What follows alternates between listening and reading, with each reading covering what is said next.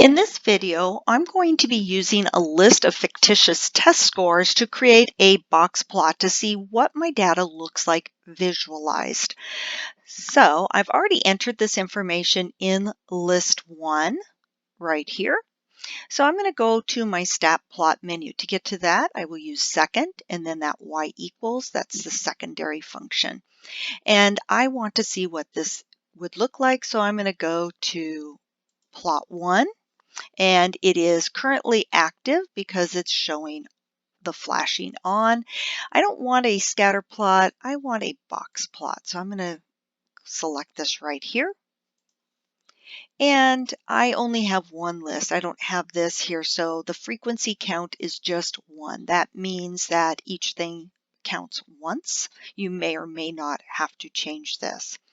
Then I'm going to go ahead and graph that and see what it looks like. And I have nothing. And that's because this viewing window isn't what it should be. So I'm going to go to Zoom and Stat, and now my box plot has shown up.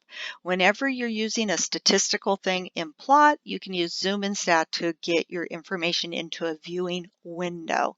And now I can see I have a box plot, and it appears there's a little long tail here, and otherwise it's not too bad looking. So I have a little bit of a skew here.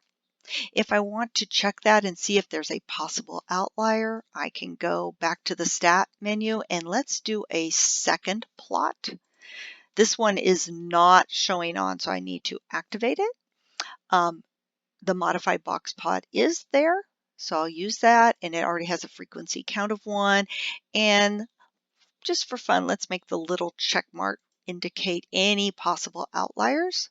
Now when I graph it, I have my side-by-side, and sure enough, that one low score, that low value is a possible outlier. If I want to see that value, all I have to do is trace over to it, and 42 is far removed.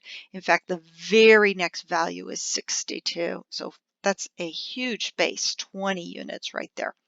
So I can use my information that I entered in stat to create either a regular box plot or a modified and zoom stat to get them in a proper viewing window.